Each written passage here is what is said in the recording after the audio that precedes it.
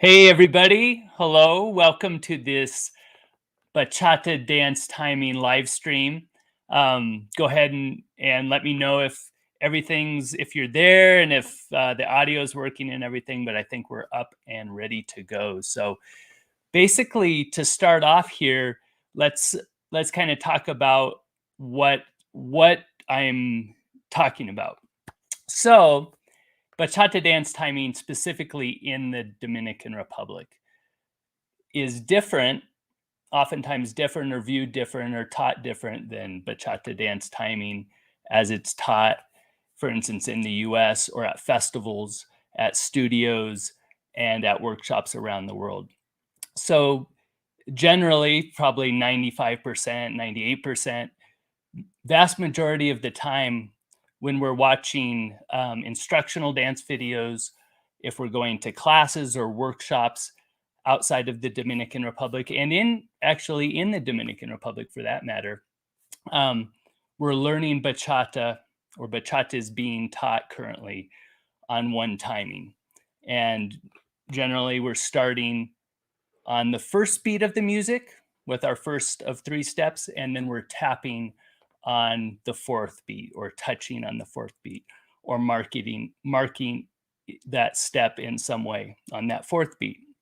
So that's how it's taught, and that's vast majority of performance videos that we watch, the vast majority of workshops online or classes are online are taught in that timing. So it's sort of become a standard throughout throughout a lot of the world on how bachata is danced, and that is not the case in the Dominican Republic. So in the Dominican Republic, you can dance starting on the one, the two, the three, or the four of the music, right? The first beat, the second beat, the third beat, or the fourth beat. You can start your first step and you can take your tap or touch on each different beat as well. Okay, so your basic step, this is oftentimes confusing for students at first, but your basic step stays the same. Okay, one, two, three, touch, or step two, three, touch. That stays the same, but what changes is at what point you're starting that step and sort of where it exists. And we're going to watch some video examples and it'll become clear. You know, when I give this workshop in person, then of course we're putting it in a practice, it we're dancing it, we're experiencing it in our own bodies. And you know, it's a lot easier to feel and describe the differences, you know, and how it might be similar, how it might be different. But here we're going to use videos, and we'll get to it. This video or this live stream, I think, is especially relevant to dance teachers specifically, and also dance students that perhaps they're learning in classes now, or they're learning in festivals or workshops, but they want a little bit deeper understanding of how bachata is danced in the Dominican Republic, or perhaps they want to go to the Dominican Republic to visit, to dance more. So really, this live stream is sort of geared specifically for dance teachers and students, dance students wanting more information on that. If you're already in the Dominican Republic and you're already immersed in it, and you're already dancing it, or you grew up dancing it, you're already dancing on timings, you know, this live stream may be interesting, but you know, you don't necessarily need to break it down. You can keep doing what you're doing. So to start off, let's get into a little bit, and feel free if you have questions throughout or comments, please write them in the chat and I'll get to those a little bit later. But you know, why, if you're dancing bachata first, if you're dancing bachata on the one or on one timing currently, there's nothing wrong with that. Okay, that's the first thing I want to say. There's no, you know, urgent need to change, or that you're doing something wrong, or that, you know, things are incomplete. You know, ultimately, a lot of this timing stuff is a cultural thing. It's a community thing. So it depends on who you're dancing with, where you're dancing, in order to share the experience of dance and music with other people. I mean, that is social dancing. And so, depending on what city you're in, what community you're in, what country, with who you're dancing, how you dance, and the time, even the timing you may choose, that can vary. Okay, so a few things of why you might want to go deeper, and explore dancing on different timings, or if you're a teacher, why you might want to expose your students to this. First, if you're a dance teacher, a bachata dance teacher specifically, I think, especially if you have your students over the course of a number of classes and weeks, I think at a minimum, it's essential that they're at least exposed, your students are exposed to how bachata is danced in the Dominican Republic, so that when they see it, whether they see it in a video, whether they dance it, if they go there visiting, that they recognize it for what it is, and they don't automatically think, well, this is wrong, or this is off, or this is different. So they at least, as their beginning student, have that perception that wait, okay, I may be learning this one timing, or I may be learning this one shape, or this one step, or this one way, but there's other ways to do it. So there's that respect and recognition, because many times I've certainly heard stories, and experienced it. A person may learn, let's say, they may learn in Denver, Colorado, where I'm close to, learn bachata, and then they travel to the Dominican Republic. They see bachata and they don't really recognize it. It seems so different. So as a dance teacher, that's the first thing of why you want to expose your students to perhaps different timings. At least let them know that it's out there, so that they don't think it's wrong. But after that, we have, first, the ability to dance bachata in the DR. So if that's your goal, if part of that is traveling to the Caribbean, kind of dancing with more people, creating community, being involved with more things, then in order to do that, widely on the island, and sort of to really fit in, well, yeah, you can go there and you can dancing one timing, but it is going to be helpful, especially over time, to at least be familiar with some other timings and open to trying it and experiencing it. So that's sort of the first reason of why you might want to learn. Second, connecting to the culture, to the roots, and to the musical elements a little bit deeper. So there's a wisdom in music and a wisdom in dance that gets passed on over generations, and it's not always clear how it develops. Why does a basic shape take on the shape it does? Why is this rhythm, or this three steps and a touch, why did that come about? And these cultural things shape it, and we don't always know why, but immersing yourself in them, you'll sort of get this deeper understanding and this connection to the culture and the roots. And so this is just one of those elements, timing. And it leads us to the third reason, which is musical insight. When you start dancing on different timings, I found, and speaking to other friends and mentors, teachers, collaborators, you start hearing even instruments, or relationships between instruments that you've been familiar with for a long time. You might start hearing them in new ways. Old songs become new, become fresh. You start hearing different things moving in different ways, perhaps.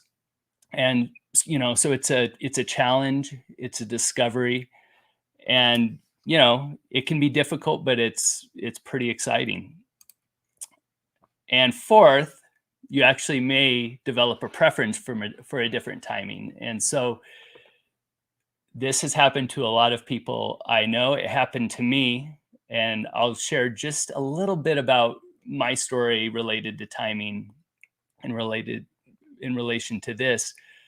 I studied abroad in the Dominican Republic for a year, and before that, I had been exposed to bachata through NGO work on the East Coast with kids, soccer teams. I was coaching and sort of city youth there. They were listening to a lot of bachata. This was in DC. So I'd already been exposed to bachata, seen it dance, but hadn't learned a lot about it. Studied abroad in the Dominican Republic. And after that, began doing a documentary with Joan Soriano, living with him. I was already probably a year and a half into being in the Dominican Republic, dancing, being around the music, before I even realized that you could dance on a timing other than one, other than starting on the first beat, touching on the fourth beat. And I had been dancing a while there, and that because it was just my assumption. I thought I had seen videos, and I had taken a few classes in Colorado before, and I had seen it around, and I didn't know a lot about it, and I just sort of assumed. And it was this gradual process. Actually, I had a friend there, and she was like, I like when Dominicans dance on other timings, and I didn't know what she meant. I was like, well, what is that? Are they dancing between the beat? What does she mean? Over a period of time, I started to watch dancers as I was filming and kind of experience it, and realized what was happening, because I wasn't a trained dancer. I was just a social dancer. And so then I realized, okay, they're dancing on different timings. And then all of a sudden I had these flashbacks of dances I had with Dominicans through the year and through different times where they had perhaps started, because we'll get into this later, but the follow oftentimes starts. So where the follow had started on a different timing, and I had tried and attempted to guide them into the timing I was on. So I looked back and I was like, oh no, shoot. But then, of course, I went through a process of the long process of breaking it down. And I was so accustomed musically to dancing on that one timing and pretty solid on it. So then I kind of had to break that down. We'll go into that more later, some of the strategies for learning it and teaching it. But it was through that, at this point, actually my preference, if I'm starting the dance on most songs, a lot of times I'll end up on different timings because I'll just kind of start, or I'll feel different songs in a different way. But usually the majority of the time, my preference is to dance on 3, meaning I'm taking my first step on the third beat of the music, 3, 2, 1, 4, right? And then touching on that, let's see, 3, 2, 1, 2. There we go. Tapping, touching on the 2. It's hard when you're in a chair sitting down. So that's actually my musical and dance preference now, if I'm just the majority of the time. But again, it depends on the song. So we've had interesting different experiences, and sort of depending on your own learning experience, where you grew up, how you became exposed to it, you're going to have different things. So I have a few, we're going to have some good questions I'm going to go through here pretty soon. And we also will have some special guests here soon as well, which I'm very excited to announce. But let me get through first a few questions. So hopefully this is clear. If it's not clear, because I know it can, if you're just new to this concept of different timings, I know it can be confusing. Let's get into the video first. We'll kind of break down the video. We may watch this a couple times. watch it now, talk about it, watch it again. And, you know, you can go back and review this video later. And then we'll see sort of where we're at with questions and comments. So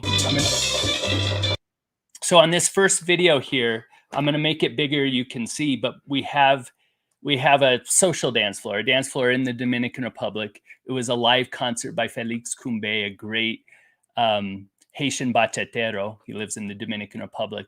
He's had hits in compa, Haitian compa, hits in merengue, he's now known as a bachatero primarily. So great musician, great music. So this was a live show. And as you can see, I'm gonna turn it a little bit bigger, but you're gonna see the dancers dancing on different timings, meaning they're, you know, check out where they're touching or tapping. It'll be at different places in the music, okay? And then we'll go on. I'll stop it from there.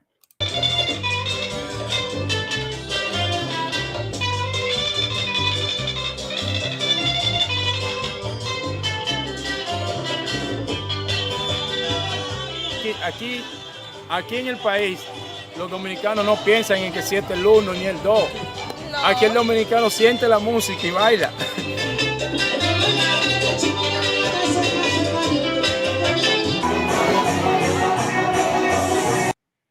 Okay, so that was Rodolfo and Yocasti. Again, a really important concept. It's not a matter when Dominicans are choosing or dancing on these different timings, it's oftentimes not a choice of, okay, am I going to dance on 1, on 2, on 3, or 4? It's a feeling with that, or an expression with that particular song and a reaction to that. So it's off a feeling. It's not necessarily a conscious choice, 1 versus 2 versus 3. So we'll highlight this later, but, you know, on 2, on 3, on 1, on 4, it's not referred to that like that at all. And, you know, as Carlos says, or as we all often say, you know, don't go up to someone and ask, if you're in the DR, you know, do you dance bachata on 3 or do you dance bachata on 2? Okay, so it's not referred to that way. I'm using this term in this particular live stream or this particular class to help students understand the concept. But it, you know, this is language that has been created for teaching purposes, not language that's used within the Dominican Republic in a social dance setting. Okay, so as you saw within that social dance setting, I counted, there was 1 dancing on the 1, there was at least 3 dancing on the 3. And so there were a variety of different timings. And now we're going to go through a couple more videos here.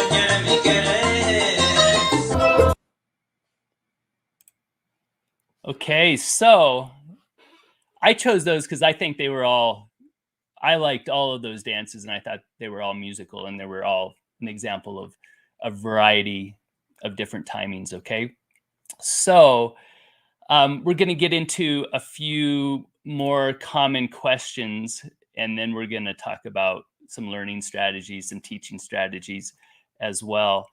But here are some common questions that I get related to that. So I'll put them up on the board. Let me remove that and bring this up. So, whoops, I had that one up. We just answered that, right? Can I ask someone if they dance onto bachata? You can, and again, it depends on the community. But if you're in the Dominican Republic, don't do it, right? It's just not referred to that way. Now, if you're learning in other places, or if you're in a kind of a learning setting, depending on which city, which community, and this is something very new, you might talk about it first. There really aren't hard and fast rules, and that's what makes dance so interesting, social dance, but also sometimes challenging, when these different dance languages meet. Again, related to that, if I'm in a community or a dance community, for instance, that I know only dances on one timing, for instance, I'm going to generally dance on that timing because I want people to enjoy themselves. I don't want them to feel off. I want them to feel comfortable, and I want us to experience the music and enjoy it. So that's my personal preference. I may be feeling the music a certain way. But it's sort of a group or a community decision in a way. Whereas if I'm in the Dominican Republic, I'm gonna often wait for the follow to start, or the follow will have already started entering the dance floor, which is often common, which we'll see in a second. But so be adaptable to the community you're in. Another question: what do you do if you fall off the beat? This is another thing where culturally there are some differences. In the Dominican Republic, generally, if someone makes a mistake or if one of the dancers falls off the beat for a second, for a while, and I've seen this, dozens and dozens of times, and I've probably recorded videos of it many times as well. You keep going through it, right? So it's not stop, get back on the beat we were on. It was like, without trying to acknowledge that any mistake happened, keep going through it. And so you may end up dancing. For instance, I have a video of Cande, Joan's Soriano's father, dancing with his granddaughter. And, at one point he's showing off, he's dancing, his granddaughter gets fed up and she stops dancing for a minute, right? Because he's kind of showing off, he's on timing, but she stops for a minute and he says, darn it, keep dancing. Well, once she starts again, then they're on a different timing. They just keep going. But generally, with dancing on one timing, if someone falls off for a minute, the standard is, okay, you get back on the one. So again, it's a cultural difference, and it depends on the community and of how that's handled, how mistakes and people falling off, they happen equally at times. They happen both all over. We all make these little mistakes. What you do with them can differ. So just be aware of that.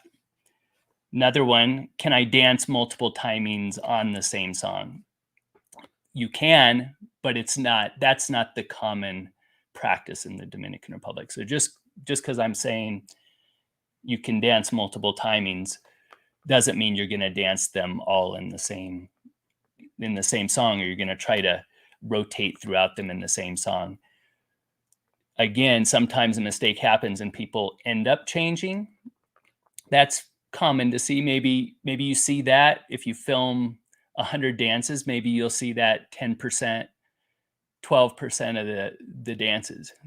I did a survey once, watched hundreds of dance videos that I did and other people did from the DR, and I surveyed. So you'll see that on a percentage, people changing timings generally because of mistakes. Sometimes, now if you're watching solo dancing, bachata solo dancing, you're going to see timing changes throughout. With Dominicans soloing. And that's musical expression. That's not mistakes happening. But when you're social dancing in partners, the general custom is, okay, you're on that beat together, you continue on the beat together, okay? Another question I get a lot, you mean it's impossible for me to dance bachata off beat? So I'm saying you can dance bachata on all 4 timings, so I can't do it wrong. Everything goes.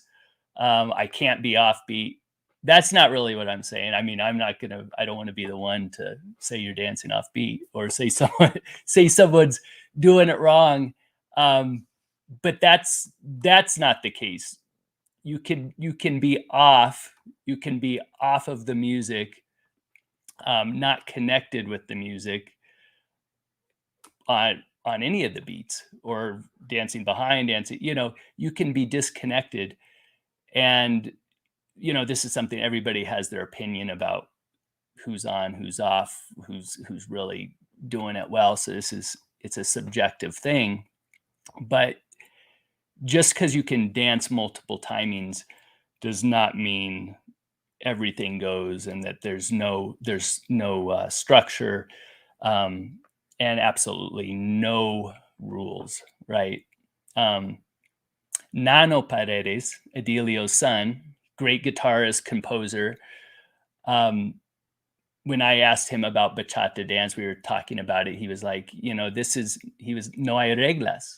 No, there's no rules. That's the difference he was saying between dance internationally and in the Dominican Republic, that here it's like a street dance. It's libre. It's more free. You start and see what happens. Now, of course, within that there is structure, there are rules, but it's not standardized. It's not viewed in the same way, right? It's grown up and emerged organically. It's been passed down through family, through friends, through social dancing, with a variety of influences from son, bolero, merengue, salsa, other genres. And so, it's interesting, but how he described that is, he literally said, no hay reglas, libre. So just because we're saying that doesn't mean anything goes, okay? Another question we get a lot, my footwork and turns don't fit on these other timings when I'm trying. I'm now dancing on 3, or I'm dancing on 2. Now my footwork that I learned, let's say heel, da da da da da. Now it doesn't quite fit. What do I do?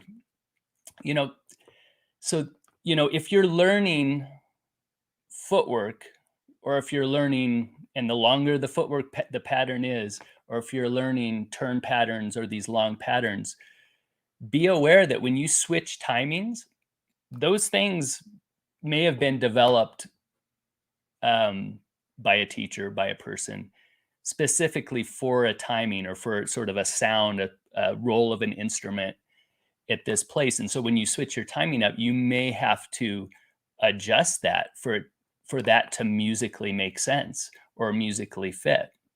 For instance, if you've learned the bass step, Carlos would teach a bass step, and many others on, if you're dancing on one, slow, doom, doom, doom, doom, doom, doom, doom, right? So if you're doing that step to the bass, connected to the bass, you're on one, it musically makes sense. Good. Well, now if you're doing that step, and let's say you've started on 3, the bass line is in a different place, right, in relation to your step. So that piece of footwork may not make musical sense in that space. So be aware of that. And, we recommend, breaking down these elements into small chunks, smaller pieces, so you can kind of mix and match and fit things. Some of the long patterns may be challenging, but experiment. One more question here. What about breaks in the music? So, especially modern bachata, where that music stops, what do I do? And those type of breaks traditionally didn't happen in early bachata. as much. So, the music has changed too, and what bachata musicians are doing. So you hear those breaks a lot more. And again, there's a cultural difference in how you handle those breaks. In the Dominican Republic, oftentimes you'll mark it, you'll acknowledge it, but you'll almost sort of dance through it. You'll keep movement through it, keep dancing through the break, where oftentimes internationally, a person might stop and really mark that break, and then start back again on the one. So those are just things to be aware of and differences to be aware of. And we can I'd love to hear in the comments how people deal with those, because we have a number of people that have danced both in the Dominican Republic and have danced all over the world on the chat. So, how does someone navigate these different communities and different social settings? Definitely would be interesting for me to hear from you. So I think I'd love to hear, now that we're going to get into some learning strategies, some teaching strategies. I'd love to hear from our special guests. You guys ready? Here in a second. We actually have, I'm going to bring them up, but first I'm going to bring this. Hey, they came on for me last minute. So happy to be able to see him here in a second via the live stream. But we've got Edwin and Dakota, and so they're coming up. They're getting their earbuds ready, and we've taught a lot together. We've taught a lot of workshops together, and we've traveled a lot together. And one or both of us, or at different times, will teach. We'll teach this content. Either we teach this content within, oftentimes I'll bring up this content different timings, even just within any class. I'll expose people to them, even though I may not dive deep into it. I'll at least give sort of an experiential lesson. Maybe at the warm up at the beginning, I'll let people know that you can dance on all timings, and I'll run through a few songs, and we'll experience it together. And then for the rest of the class, perhaps maybe I'll stick to one timing.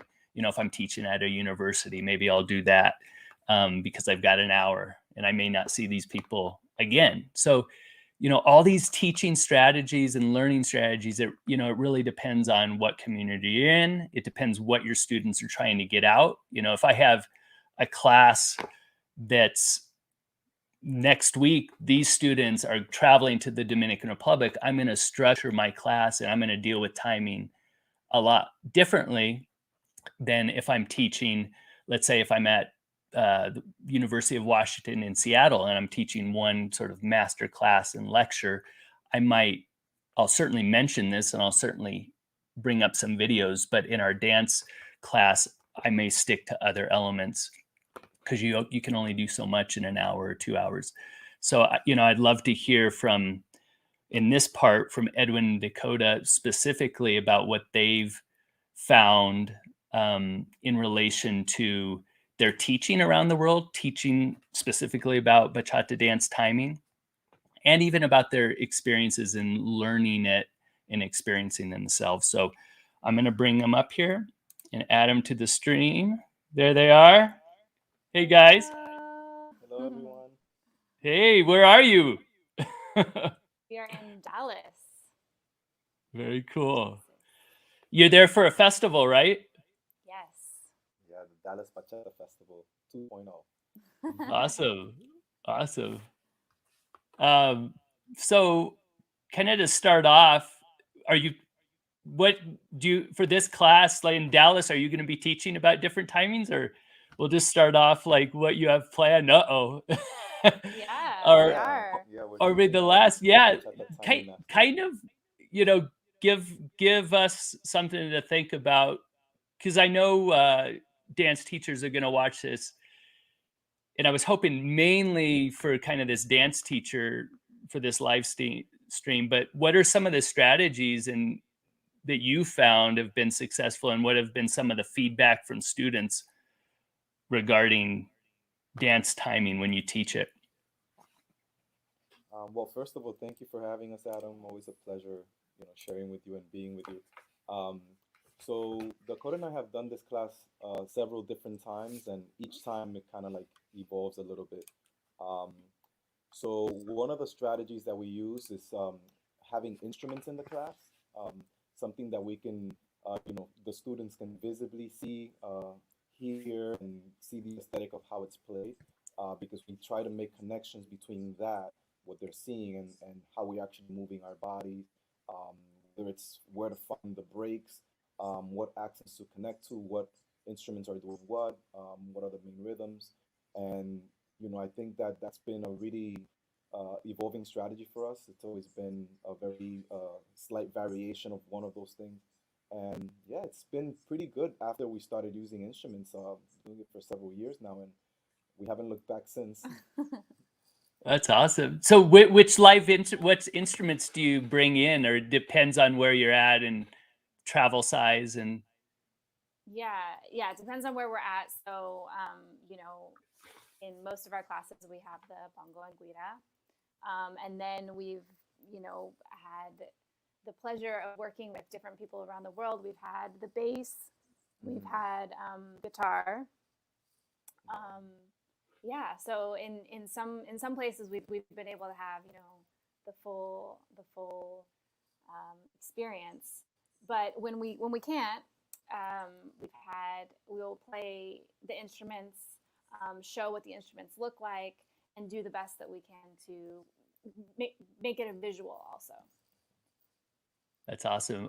I remember the last time we saw, I think that we taught together in person in LA, that Dakota, this wasn't necessarily a timing class, but you sang live during that. Yeah. And we had the students dancing. That was awesome. So that was fun. That was really fun. yeah, I mean, I'll highlight that too. I mean, I've always, when we do our master classes or do things together or with Carlos, it's always very helpful for me, if someone's teaching, let's say a musical instrument breakdown or sort of a musicality class that precedes the timing class, it just, for me, if the students are already able to hear deeper and hear the instruments and the different elements and the relationships between the instruments, it's a jump for sure on the timing class, and it allows you to get a lot farther in that. And so what have your experiences been as far as some of the feedback? I mean, generally, are the students you're teaching, I assume that some of them really have a strong desire to, for instance, travel or dance in the Dominican Republic, or maybe, the Bronx, New York, in Dominican communities, Caribbean communities, and others, maybe they don't have that goal, but they're curious, or they want to go deeper into the culture. What's your experience with the students and their reaction? I think we've had a lot of aha moments and kind of mind blown moments, and students who really are excited to now explore and connect with the music in new ways that they hadn't maybe previously thought that they even could, which is pretty cool. Yeah, I think it's also been pretty interesting to see, like, in every festival congress that we've taught a timing class, specifically the how to dance on different timings. We've had like an incredible number of people who have told us, shown us in class, or you can kind of see, uh, start to fall in love with a different timing other than one. We've gotten people say like, "Oh my goodness, I love on two now," or like, "Oh my goodness, I love on three now." Like I can't hear anything else or dance anything else. And I Right. think that that's a big testament, to understanding how much you can connect to something once you start to learn more about, the inner works of music and how the music is structured, the beats, and just having a different experience when you relate your breaks and your steps to different timings. It's like it could be a very overwhelming experience if you're used to dancing on one timing, you know. But yeah, and I think a lot of curiosity, of course, people have asked like, hey, is this wrong? Would this be right? And I think, like you said before, I don't think it's a matter of it being wrong or right. I think it's just a matter of understanding how things work in different places and in different genres, you know. Hmm. That's good. What has your been? What's your sort of standard when you travel, as far as timing? Because I know you both. I don't. I'm not going to guess your dance preferences if you're the one starting what you the majority of the time start on. But how do you deal with that? Okay, if you're because you're going to be you guys will be in the Dominican Republic soon, or you've been there often. Versus, okay, when you travel to Europe and you're on a different dance floor, just how do you navigate as dancers that are and teachers, but dancers at this point, you know, and music lovers that are comfortable dancing on different timings? How do you navigate that socially on a dance floor? For me, and this is something like we are always saying, is it's so important to know your context and your setting of where you are. So that's really how I approach every situation. So even if I'm in the Dominican Republic, where normally I can be pretty comfortable and confident to just start the timing, if I'm, say, in a more touristy area and I'm dancing with a lot of animators who are used to dancing with tourists, I know that that's even going to be a different situation, because now they're going to be used, or they're more used to and inclined to start the timing right on one, because they're normally dancing with people from, you know, outside of the island. Mm-hmm. Or, you know, I could be in Russia, in a community where they're very aware of dancing at different timings and have been able to practice that a lot and do that a lot. So I know that in that setting, I can sort of start the timing, and, you know, be more apt to do that, and know that the lead is going to be more receptive to it because they're aware of it. But at the same time, no matter where I am, I'm as a follow anyway, I'm sort of going into the dance, kind of checking it out. Like, even as walking on the dance floor, I'm like, am I going to start the timing? Is this person going Right. to give me the moment to do it? Am I, you know, and I kind of like have that moment. And if it's not there, it's cool. Like, cool, okay, I'll start when you start, you know, or I'll start, you know, as soon as you start. But I kind of wait for that, give it that little moment to see if I have that moment to do it. And if not, cool, we'll dance. Nice. Yeah, same for me. I think there's, of course, there's so many inner things, inner works that we don't think about. You know, there's so many ways that we're communicating with someone you're about to dance with, reading their body language, you know, assessing their level of awareness with, you know, things like etiquette, timing, spatial awareness. So I think for me, I've learned to develop kind of like a what we call a grace period.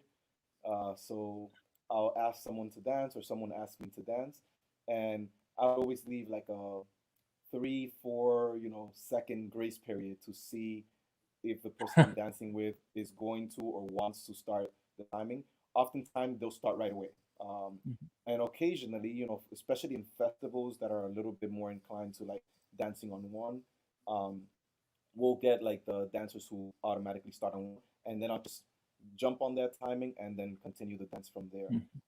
In the Dominican Republic, it's a whole other ballgame. That's why we encourage so many people to either, you know, of course, not everyone can travel there, but at least to learn more about how is that viewed culturally. Because in the Dominican Republic, there's almost like a sense of understanding. It's like a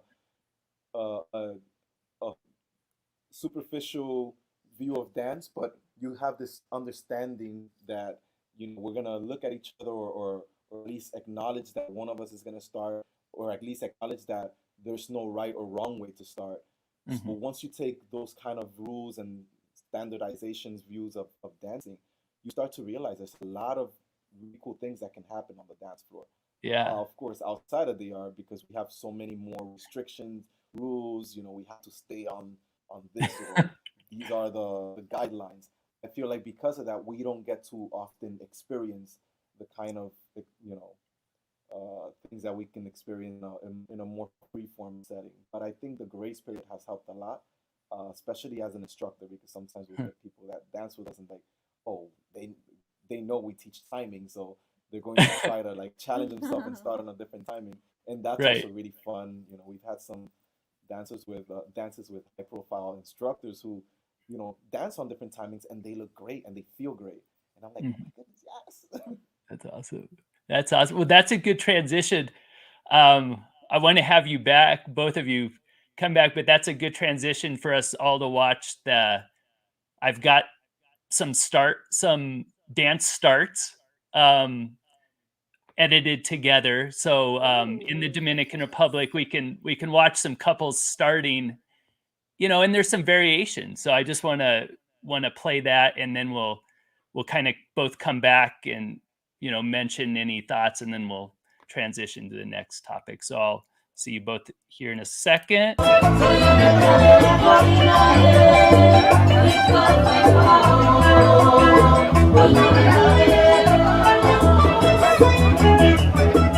Hay muchos que usted ve que arrancan en 1, pero no están calculando que van a comenzar en 1. Hay muchos que comienzan en 2, que hacen 1 y 2 fuera, y no están calculando que van a bailar en 2. Lo importante es que usted vaya al ritmo de la música. Claro. Lo importante no es que si usted está bailando en 1 o está bailando en 2.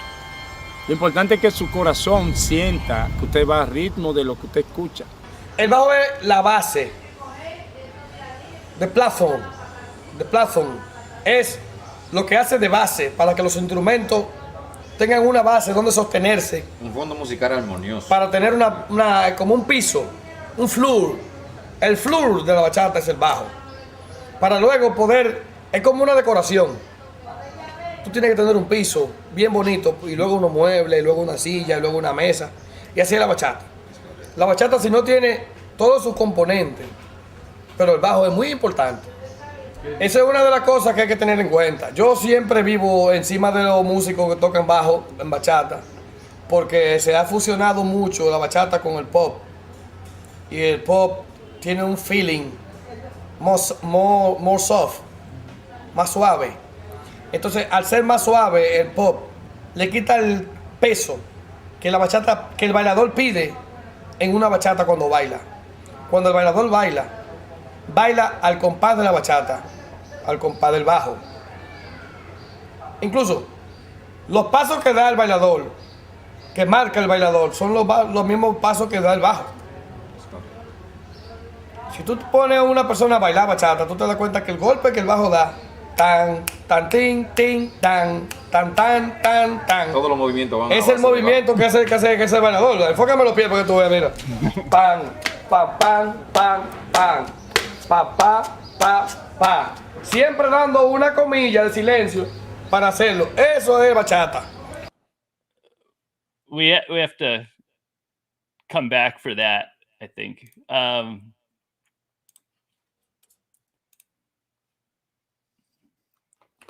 So we'll go back in a second to I just wanted to stop before so we could comment on that video before moving on to seeing the starts, because I forgot that one was before, but that was Billy, you know, one of the great bass players, and we all knew him.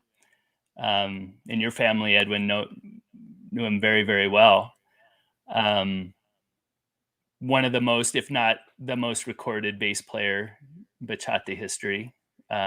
Worked with so many great artists. But that was an interview I did back when I was filming, you know, SD, around the time I was doing the Duca Bachata, sort of around that period. And I just thought it was really, he highlighted the importance of the bass in music as that foundation in which you build these ornaments on top and you build upon, but then also in relation to the dance. And I do want to say Billy was someone, as he said to me, he was one of those musicians and musical producers that he would produce a song, and then he would go, like he would produce a song with Frank Reyes, but then he would go to the club just as an observer, as a dancer, and watch people dancing to it and dance it himself to see how it flowed. So, he was someone that danced it. And I remember him at a Joey Veras concert that I was at with Joan Soriano once. And, he was on the dance floor the whole time. So he was someone that created it at the highest level, but also danced it and experienced that way. And in relation to dance timing, and you guys can talk more about this, but very interesting how when describing this step, he describes starting it first with the touch. And so oftentimes, because we've standardized it and because we've taught it, we automatically think that the beginning of the basic is 1, 2, 3 touch, and the end is that touch. But that's not necessarily the case. Someone may perceive the beginning as a touch followed by the 3 steps. And so I thought that was a really interesting part about his expression. But of course, the other relation to his life's work, the relation of that step to the baseline. So I don't know if you have anything sort of to say, and that this really highlights just what you were talking about, bringing in musical instruments to the class, and that really being the secret to, I think, teaching different timings, figuring out a way to bring those instruments in or those sounds and relationships. Yeah, I was gonna say it reminds me of something I noticed with Dominican communities in like Philadelphia and Boston, Rhode Island. When I've been to these communities and I'm like with my family in these places, and I see the bachata dancers tend to start either with the tap or a step, and it's kind of like a swing and a tap, and then starting right with their partner. But of course, we don't know everyone's musical understanding. We don't know what everyone's feeling or what they're hearing. But I've noticed that with that, starting with the tap or the step tap, it really kind of like puts it into perspective, this idea that we're not usually starting only with the 3 steps, right? And I think that in the grand scheme of things, there's always going to be those 3 steps and the tap.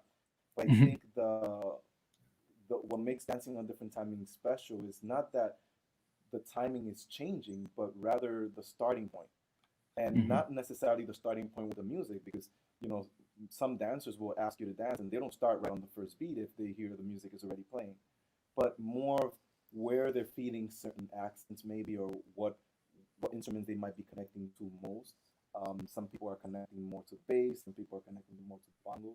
So I think it's really cool to see how all of those things look different. I think it's important to acknowledge that our way of seeing things or experiencing something is not going to be everyone else's, same way of experiencing it. So we have to kind of like maintain that open mind in a way. Yeah, I think it's important to remember we're teaching, an art form, an expression, a culture, and that's kind of abstract. And these tools that we're using, like, you were mentioning before, like no one's really going to say on 1, on 2, on 3, but we're using that as a tool to learn, to teach something, so that way we can all communicate in that way. So like you said, starting with a tap or starting with steps, to use the tools to learn them, but then also to forget those tools, so that way we can just dance. And now we're just communicating with a dance and not being stuck on rules. Yeah, it's almost like learning someone else's language in order to teach them a new skill. So we've learned to use numbers. I know sometimes people use 8 counts in festival Congress settings. So we've learned to use some of those tools to be able to relay the information, but then within the experience, bring them into another perspective. Present a different angle in a way. Definitely. Yeah, trying to reach people where they're at, and with whatever language. What you're saying also reminded me when we teach the triple step. I remember at one point you saying shuffle. I might say, sometimes someone might say cha cha cha or triple or da da da. Yeah. Da da da, double. That's Rodney, right? So you're trying to reach people in a way that they're going to understand it, they're going to get it and feel it. and sometimes that's difficult. A lot of these changes that we see in dance, there's for me, this is my perspective, but there's pluses and minuses to teaching it in a not a standardized way, but in a classroom setting. There's advantages and disadvantages, just like passing it on. I mean, it's great that many people are experiencing around the world and that you're able to teach it.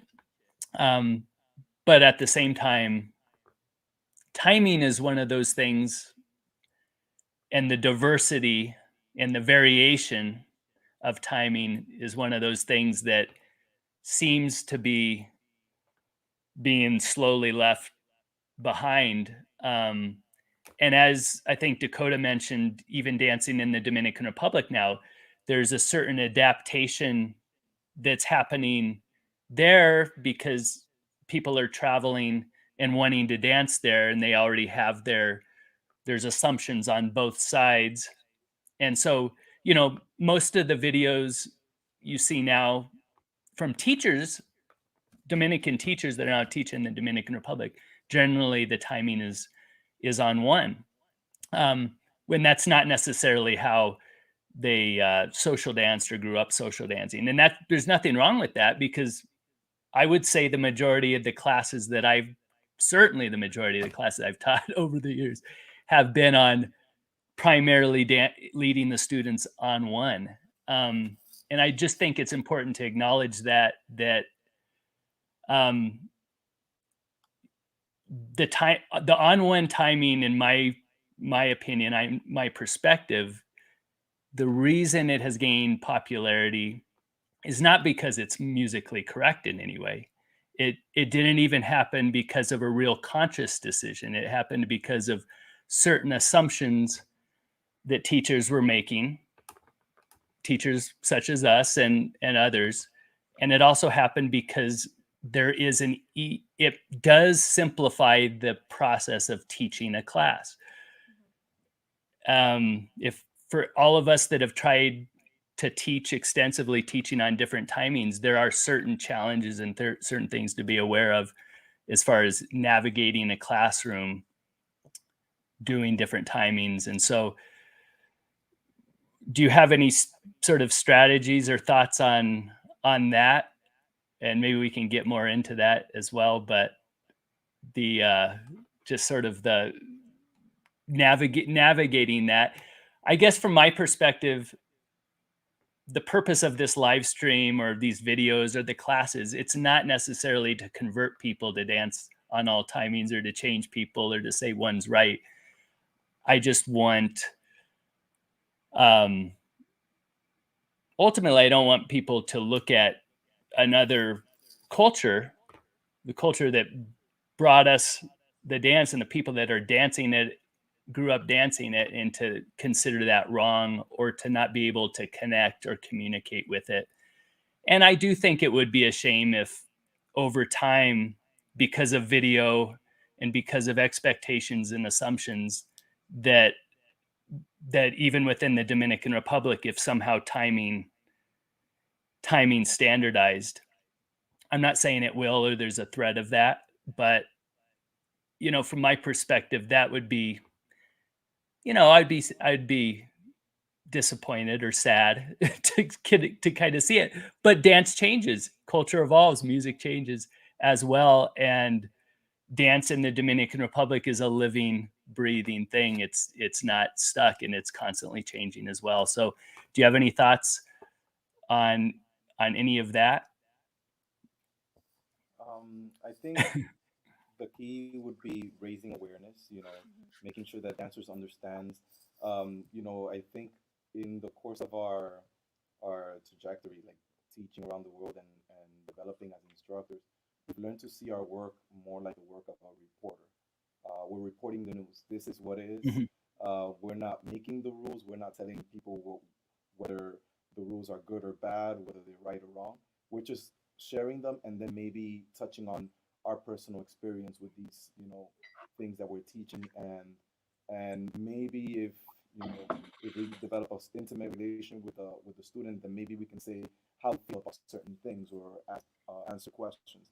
But ultimately, we're just reporting something, something that's cultural, something that might not make sense to people, something that we don't expect everyone to understand, and also something that we don't expect that everyone is interested in learning about. Hmm. But if we can at least minimize the amount of culture shock someone experiences traveling to, countries like Dominican Republic, Cuba, places where the sense of timing is, it varies. You have multiple timings within a country. Not every genre is going to be danced on the same timing. So I think if we can, kind of like ease the culture shock a little bit, because we have had situations or heard of situations or even experienced situations where there's that awkward moment when the dancers are not able to communicate. You know, whether you're going from one country to the Dominican Republic and imagine myself as a follow going to the Dominican Republic and now realizing, wait a minute, why are they uh, why aren't they dancing? I'm used to the lead taking over and starting right away, or the other way around. I think it's a matter of understanding. If someone understood that the dance, the starting of the dance, the timing of the dance, the cultural aspects of the dance are different in different settings, then it creates a little bit more understanding and a little bit of that space to be able to receive the information rather than, Right. all right, this is how it is, this is how it needs to be. Let me go there and this is how I'm going to do it. Right. What for both of you, because you've both learned it and taught it, and maybe we both can share, but what are some strategies that you would give as a learner, as a student, that if I said, okay, I dance on one timing at this point, I dance on one, but or let's take it two students. You have that student that's already very familiar with bachata, but wants to explore different timings, or a student that's completely new to bachata and just starting now, fresh, hasn't learned the basic, but has seen it and liked it. Because to me, I see there's two different paths, right? Two different ways to approach that. What are some concrete strategies or recommendations or tips for those students? Let's see. I'll start with the one who has very little understanding, very little knowledge or experience. Um, I would say dance with as many people outside of your community as possible. If of course, given that someone can travel, and if not, then of course, learning in a community is fine, but supplement that learning with maybe taking a trip to Adam's YouTube channel and seeing videos of people dancing, or typing on YouTube cultural things, cultural settings in the Dominican Republic. Not just putting like bachata dancing, because what you're gonna get is the more globalized commercial bachata, or the bachata that's more popular. But maybe typing in things like bachata en el barrio, bachata en el Cibao, bachata en el Batey, bachata en el Colmadón, bachata, and coupling it with these cultural things might give you a new context for where you can see bachata in the birthplace of bachata. So Right. even if without money, you can go on YouTube and kind of see and um, kind of have an idea of the different spectrum. Even if you don't have a full spectrum, at least you'll see all the differences. And I think for a beginner, it could be a scary experience if you don't know what you're looking for or what you're looking at. It could look like a lot. But if it's just supplement, like little sprinkles, I think it could help a lot when it comes to then learning about the timings. Then you'll be more, oh, yeah, I remember seeing something where it's not only starting with the first step on the number one. Maybe I don't know how to explain it or how to do it myself, but at least they've seen it and they become much more easy to teach now because it's not like having to explain it from scratch. Mhm. So I would be like for someone who maybe doesn't have much experience and might be interested, or they saw something that confused them based on something else they've learned. Cool. I hope I understand the question correctly, but I think in both situations, um, it's nice to have a partner, somebody that you can dance with to kind of either keep you in time or let you know that you're not. if you're trying to explore other timings, that's always really helpful in either situation. I think, you know, for the person who has never danced bachata before and wants to get into it, it's almost like explore all of them right away, because then you're not going to be, your brain's not going to be locked into one and only hearing a certain part of the music or a certain, you know, instrument that you're connecting to, and that's the only thing that you're dancing with. But, you know, rather go into it and explore them all. Whereas maybe the person who's been dancing bachata for a while and is already used to and kind of locked into one timing, and from experience, it's like you're learning to write with your left hand. You're kind of learning to do something all over again, which can even be more frustrating, because you're like, I already know how to do this. Like, why is this so frustrating on this? You know, I know how to do this, and I can do all this footwork, and I can have all this fun, and then now I'm trying to do it again, and I can't do any footwork because I'm not comfortable in this timing yet. You know, it can be really frustrating.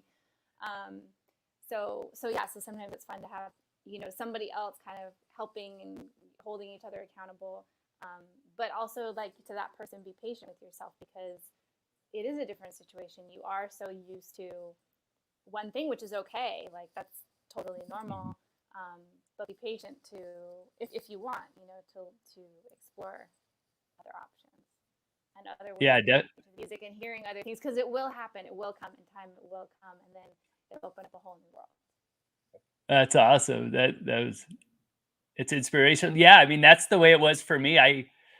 When I realized it and started learning on my own, like exploring other timings, like in the bathroom, the floor with the mirror, you know, basically what I did was take those sounds, those instruments I was already connecting to. Let's say the bongo, that tak, tiki, tak, book, book, which was on my, it was on my touch. That was on my tap. I was so connected to that fourth, that buki, right, with the bongo, that, you know, when it wasn't there, it was hard for me to stay on other timings at first. I would just revert back. But what I did was take that sound and the sound of the bass, principally, really trying to tune into the bass line, but take those sounds and figuring out where they were on these other timings and how they connected, and slowly going through that process. But I agree, Dakota, it would really help, you know, if you already have someone that's can kind of keep you on, and so you can explore that, you know. And likewise, if you're new to it, then you have a certain advantage, right? Because, you know, what I oftentimes do, like, let's say in a class that I know they're pretty new to bachata, or let's say it's a university, I'll have students close their eyes, I'll put a song on, we're in a circle, and I'll have people start dancing, and then I'll have them keep their eyes closed, and I'll see what timings we have. You know, I'll show them the 3 steps touch first without music, but then you put the music on and you see how people experience, and you go around, and there is variation at that point. Now, if I have a more experienced dance class, I like to kind of transfer them through all the timings, maybe on 1 song, 2 songs, so they can, in their body, experience what it's like, and kind of learn to enjoy it. But anyway, those are some of the things. Yes, kind of experiential, just immersion versus breaking it down and having to analyze it. So I don't want to take you guys too long. We have a few questions maybe you can help me answer, and I do want to watch that video, the follow start, since I prepped it, but I won't keep you too long, because I know you have festival to prepare for and all that, right? You're out teaching, so let's watch this rest of the video. Y cuando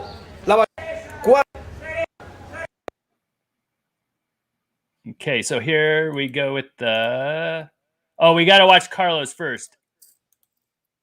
No, we'll skip that. Let's see. Carlos, I had him in just to remind us not to. bailador le gusta sentir. Dancing to different timings theory. It's not proven. It's not written in any law book. It's not officially documented. This is just my opinion, but it makes sense to me, and it might make sense to you. Hopefully it does, so that way it sounds like I know what I'm talking about. Yeah. In the studio, you're taught when you dance bachata that you're supposed to dance on the one only. If you're on any other timing, you're off time, or it's not right. Fair enough. So in this style of dance, the Caribbean style, or some people call it Dominican style, if you ever truly watched Dominicans dancing, or people in the Caribbean dancing, they don't always dance on one. They dance on two, they dance on three, they dance on four. It is not a calculated thing, meaning they don't, this song I'm gonna dance on three.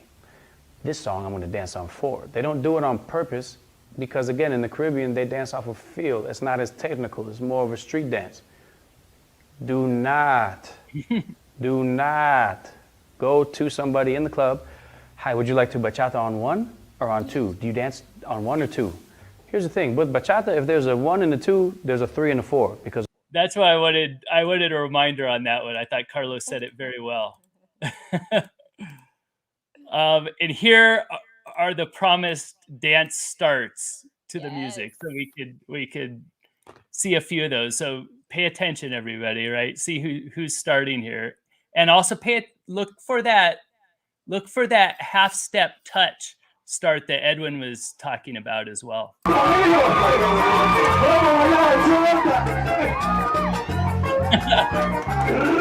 Okay.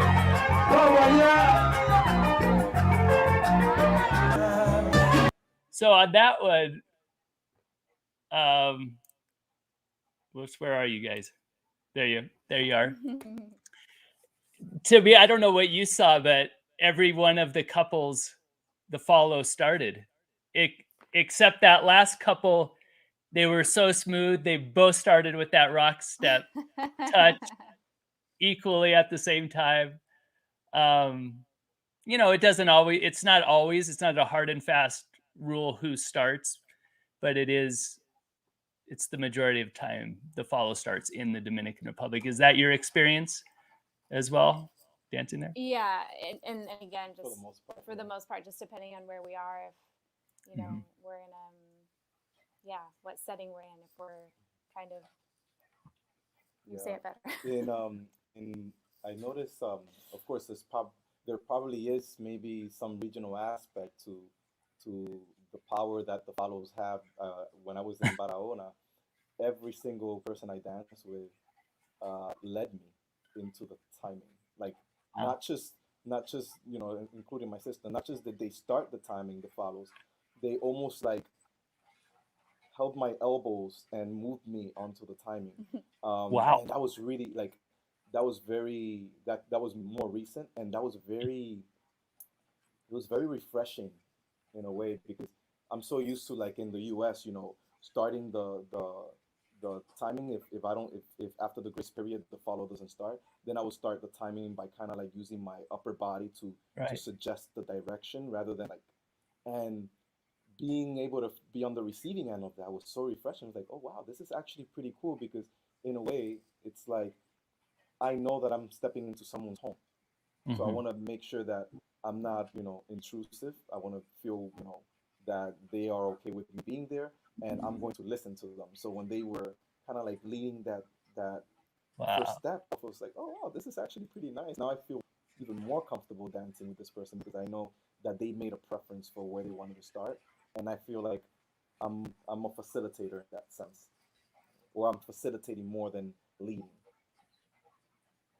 That's really interesting. Yeah, and I wonder if there's a regional thing in it. Again, I wonder how culturally and the custom developed specifically, and when. It'd be great to do interviews of the old timers, and I don't know if, because it's something so natural, it would be difficult to accurately get people to answer and remember back, like, who started. Well, you don't know. But it'd be really interesting. And, another dance or another, yeah. I mean, that's what I think when you film the legends dancing, you get a lot of wisdom as to where it came from and the customs. And so anyway, do you want to, before we end, do you want to help me take a few of these questions? Yeah. We haven't seen all the questions yet, but I'm going to put them up on the screen. oh, okay. We got Sebastian in the house. Woo! Colorado. We know him well. Hey. He's teaching at La Rumba now. Hey. Oh, that's right. It's exciting. Plus DJing. And he will be seeing you very shortly in the Dallas Bachata Festival, I hear. So that's cool. So question, how do you deal with students who come to your class that's advertised, marketed as learning to dance on different timings, only to have them tell you that they do not agree that it is correct? Oh man, I mean, He's trying to lead us on.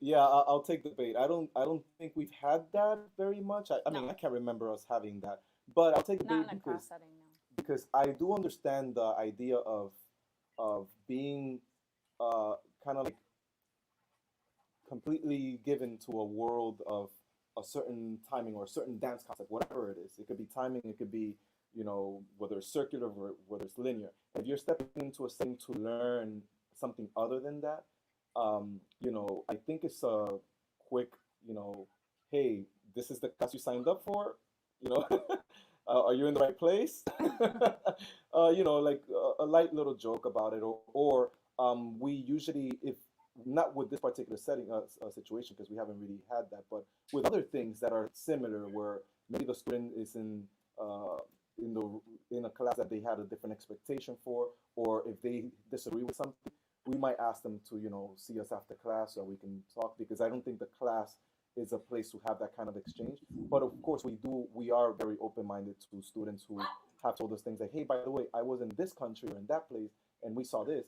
And that creates for very unique moments in a dance setting. It creates very unique experiences in a class where now everyone gets to hear the experience of someone else. And I think that's a beautiful Right. thing to have. Of course, if it gets to the place where I feel like the student's being disrespectful or trying to you know, deviate the attention or create a stir, then of course we have ways to, we cannot share all of our ways, but we do have certain systems in place for dealing with such situations. So we always like make this joke on social media.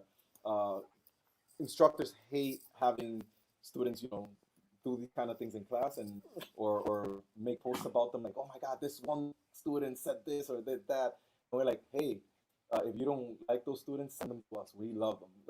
Yeah, right. Yeah, we love challenges like that, you know. But we do have to make sure that we have the time and that we keep take into consideration the people that paid to be in that class and making sure that we're not, you know, taking over from their learning experience.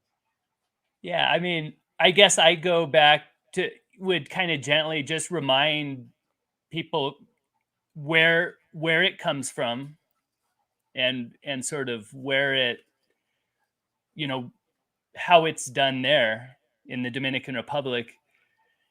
And also, you know, for me, a powerful, again, going back to that Billy interview, depending on how they're approaching it, why they're saying it's not correct, because there's a lot of different ways a person might approach it. It might be from a musical point of view. It might be from a, you know, just cultural, like, how can this work? It's too messy on the day. Like, this isn't the way it should be done. So depending on how they're approaching it.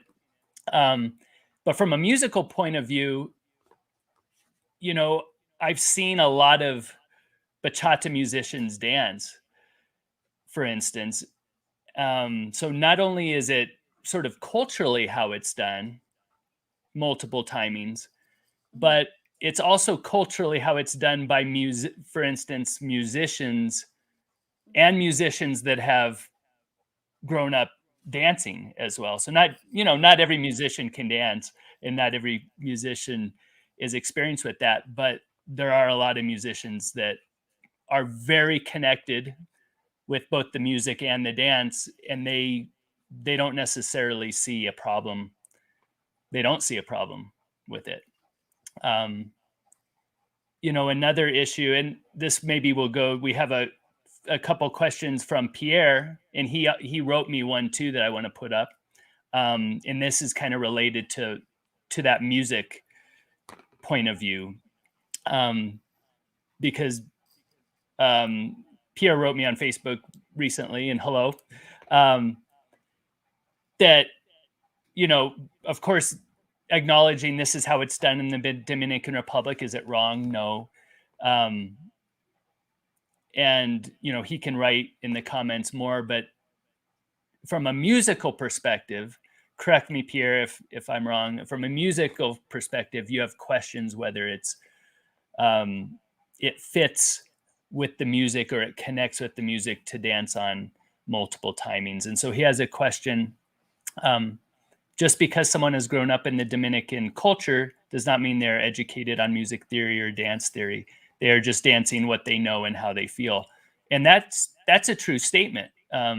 Not all Dominicans, and this also gets back to marginalization in bachata in the Dominican Republic as well, and just personal preferences and diversity. Not all Dominicans dance bachata, experience bachata, or music for that matter. So just because someone's Dominican doesn't make them an authority on bachata or bachata culture necessarily. And they are largely not dancing on theoretical, but to sort of equate that, I guess I would say that they're not deeply in relationship or connected to the music. And again, now we're talking about a Dominican that has, let's say, like Billy, or like someone that is deeply connected with the music and the dance and the culture, or like Joan Soriano's father, that was dancing before bachata was a genre, like he said, merengue típico, son montuno, bolero. So he was dancing the precursors to bachata, continued on dancing bachata, was buried with a Luis Vargas CD, and, you know, off he went. So I mean, he was there through the whole period, and so those are the people that I think we also need to connect to, because they're deeply connected with the music and the dance. And so I think there's some wisdom there. But what do you have to say regarding this? Because you're both, now I'll give you a little plug, because you both are exceptional and really unique. And there's others out there. There's other musicians and dance teachers that are out there, certainly. But, you know, you're very unique in that you're both musicians. You have cultural connections. You're dance teachers as well. You also enjoy the social dancing. So you have this sort of a variety of views. But what's your take on that? On does dancing on different timings, how does it fit with the music? Or, you know, if the music starts on one with a first beat, shouldn't the dance start with that? I wanted to say like something to the other side of that coin also. Okay. I think it's important to take into account, you know, where is that music theory coming from? Because music theory, you know, I have a degree in music theory that I was taught in school, you know, was Western music, European music. That's where that music theory is coming from. And that's, you know, crossed over into here in the Americas and everything. But if you're looking at Middle Eastern music, you know, they have notes that aren't even on our scale. They have notes in between the notes that we don't even recognize as notes.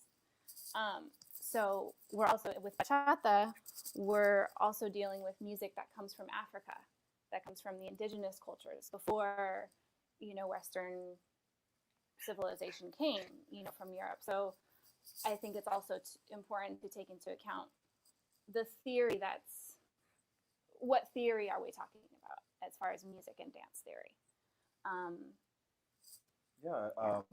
You know, I agree with your statement. I think one of the biggest challenges is, you know, because we're both musicians and dance instructors, we have to find that balance with how much information is too much information. You know, how do we share this in a way that people can understand it, making it as simple as we can, but of course welcoming the idea that it's not always, and it doesn't have to be the way that we think it is. We're constantly learning. I think it's a matter of being open-minded. I had this conversation with Pierre in the past about, how Dominicans, depending on which Dominican you're asking, you're going to get sometimes a totally different answer. So I think it's a matter of, not one person's opinion or one person's concept of teaching something, one person's understanding is not going to be necessarily, unison with everyone in the culture. So I think understand, like you said, Adam, understanding and hearing from so many more people, like we can make more informed decisions the more we hear from we've heard from the instructors, we've heard from the dancers. I think we need to hear a lot more from the musicians. We don't often get that privilege to hear from them. And then just to keep that open mind and knowing that, like what Dakota was saying about learning techniques and learning, it's like learning music. You go to classical school for piano, you learn to read music. When you're learning jazz, oftentimes you have to forget everything you know about classical music. Yeah. Maybe there's certain things that play well. And then when you're learning a cultural genre that's not based on any kind of standardization, because even jazz, we have jazz standards.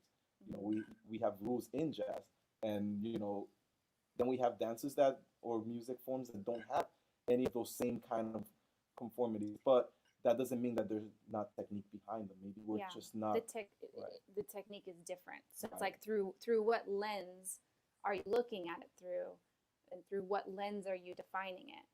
And I think that's again why we go back to being reporters or journalists. It's like we're trying to just report what we see, report what is, rather than using maybe filters that we know or other things to define it, and rather let it define itself. And then to finish my point, making sure that when you're in the learning state of mind, when you're in the learning position, working with kids in the Department of Education, I've learned that inquiry-based learning is one of the leading ways that students learn, which is basically through the asking of questions and letting them formulate a lot of the answers based on what they know of the subject, rather than us feeding them the answers. So I think in that sense, we have to make sure that we go in with the mindset of what I know might not be the reality. So I have to be willing to see someone else's point of view. Otherwise, we're just going to be, going back and forth about something that we'll never change our minds on, because we're not willing to see the perspective of someone else or put ourselves in a different context. So it's not a matter of being right or wrong. I think it's just a matter of understanding someone's. It's like I was teaching a workshop once, and the person was asking me something, and we were having this exchange back and forth, and someone else said, hey, you're both seeing this from two different angles, but you're saying the same thing. It's like if we put the number 6/9 in front of us, Adam might see a 9, we might see a 6. Right. But now we keep, no, but this is a 6, no, but this is a 9. And we can go on forever and ever. And it's not going to be until I step into Adam's side of the camera and see the same number. Oh, that's why you were seeing that number that way, because you're on this side. So with this information, this cultural information, it's important to see it in its natural setting, in its home, seeing it in its home environment. Not everyone, of course, again, because the other argument is, well, we don't have that kind of money. Not everyone can travel, and you don't need to travel to be really good at it and teach. Yes, that's true. But if you want to get deeper into the understanding, we have to do what it takes. It's an investment we make, and it's gonna be also fruitful for the future of bachata and for the students who are learning from us as instructors. That's right. Yeah, I mean, I agree with those both of those points, and sort of like you're saying, the reporting.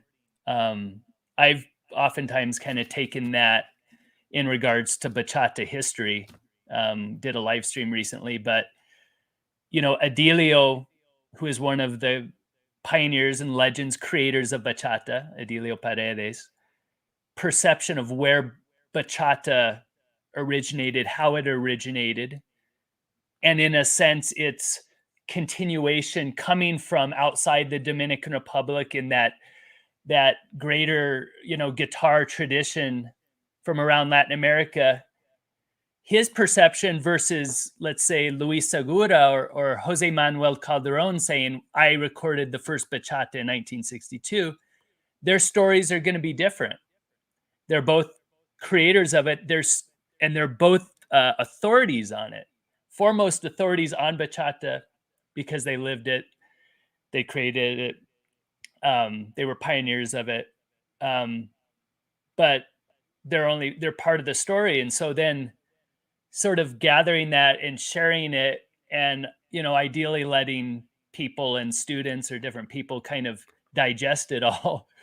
And at times it seems contradictory, and these questions about music and dance, there's different ways to view it, and they're good questions, and you can see where they're coming from. And Pierre's questions, a question he had one more, because it actually kind of got me thinking in a different way today, framing it. And this is what he wrote before. It is important to remember that the basic step is not just a sequence of steps, it's a physical manifestation of the rhythm. If you change the timing of the basic step, you change its rhythm.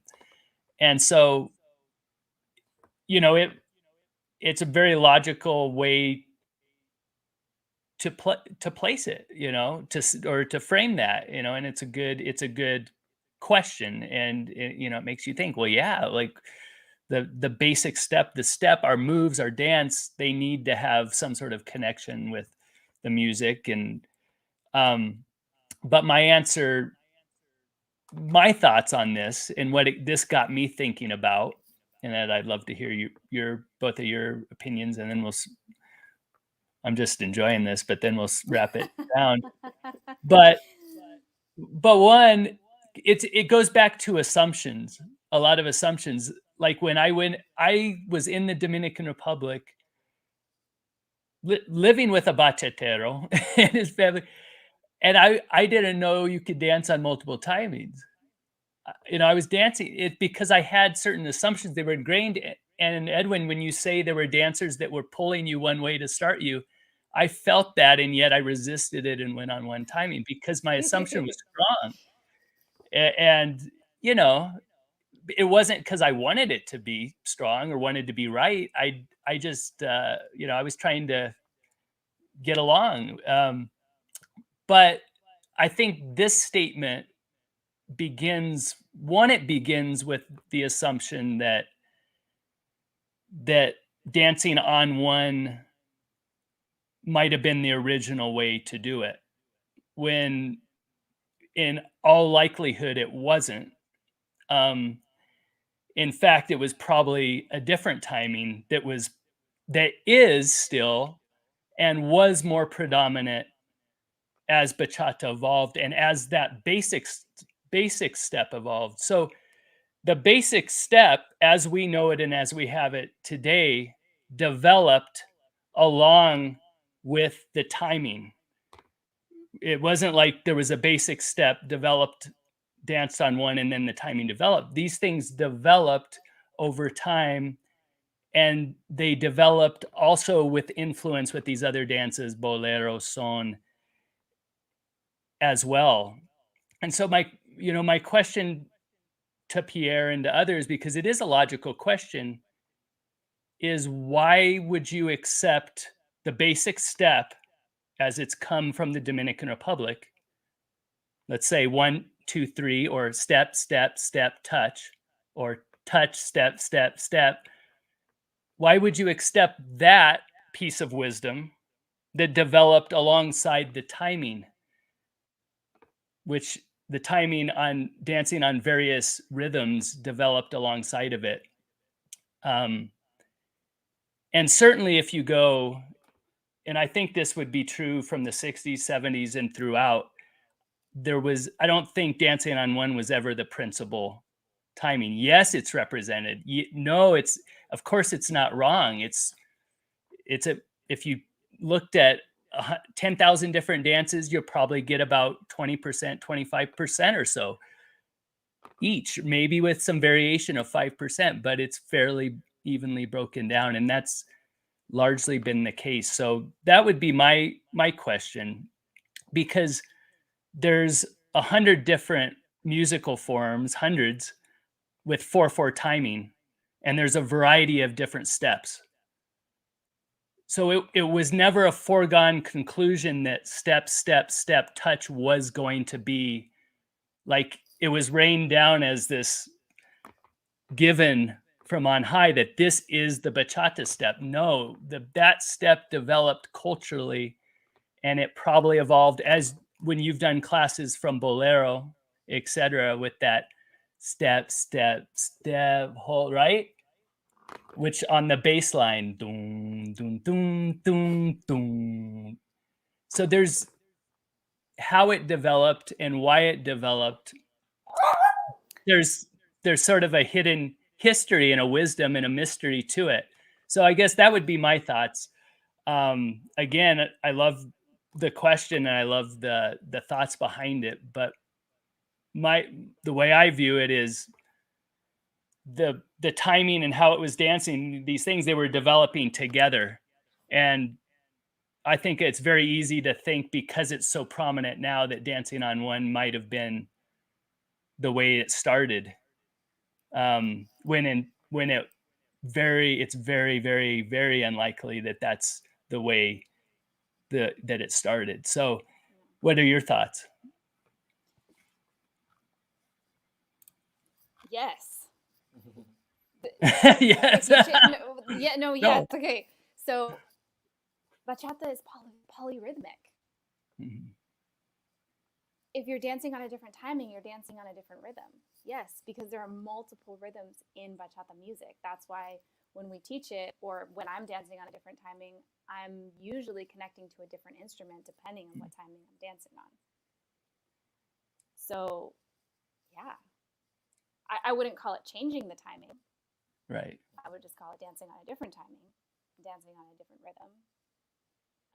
Because again, bachata music is polyrhythmic. There's multiple rhythms happening at the same time, and that's the beauty of it for me. I mean, that's what I love about bachata. Yeah, I agree. And again, this is one of those things, like we were saying earlier, it's going to vary from one person to the next. Who you ask, they might be connecting to a different instrument. I think part of my ethnomusicology studies is to understand how music was recorded in the past, how music is recorded today. And when you think about the way that music was recorded in the past, the bass had the underlining, like what's the underlining fundamental rhythm, because not only did it have the lowest frequency of all the instruments, but in the band setting, when you think about where the placement of each instrument, you're gonna get a different mix of instruments. So the guira is gonna tend to be on the high, and oftentimes they put the volume very low, and they'll pan it to one of the sides of the speakers. With the bongo, same thing. You have el macho y la hembra with two distinct sounds, two different tones, and again, it's gonna be a very low. And the bass was often, and Billy would tell me this, the bass was often dominant. And when you think about generations of people who are listening to bachata music recordings from before the 80s, the 1980s, you're gonna have a very heavy bass. When you're in the street, you hear cars, you hear the bass right away. And over time, the way that music was recorded, and with Rafael Montilla, he's a fantastic recording artist, studio engineer. With the changes in the recording world, you have now different mixes of instruments. So now maybe the bass is not going to be as powerful. Maybe the guira might come up more, or the bongo might come up more. So that can start to answer some of the questions as to how the dancers naturally evolve their dancing based on the new things that they're hearing. If they're so used to hearing the bass because of those three notes coming from the bolero, cool, cool, cool, cool, and that was predominantly the fundamental. You have to consider the people's physique and people's ability to hear certain frequencies. There's people that don't hear frequencies below 60 kilohertz. There's people that won't hear the deep rumbles of the bass or the lower ends of the bass, but they'll hear the bongos, they'll hear the mids very well, or they'll hear the guira. So imagine training dancers to dance to only the rhythms that you can hear. And then you have a whole community of people who are like, wait a minute, but I also hear this. What's up with this? I hear the bass. No, she's like, she really Okay, wants wait. it. I need to Before take you it go, Dakota, I think that was a good. That's. Is that a? What's the name? Is off. that? Yes, he good. That's The I've one been in the waiting dance for video, that. the famous. Yeah. Yes. I think that was a good time. That was a good break. So I definitely want to thank you both, Edwin and Dakota, just for coming on, and can't wait to see you both again in person here, hopefully pretty soon. Have a wonderful Dallas Bachata Festival, and also want to just thank everybody for joining us.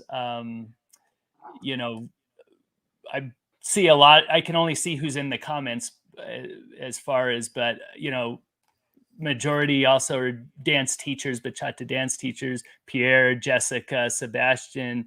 We've got Daniel from Greetings from London.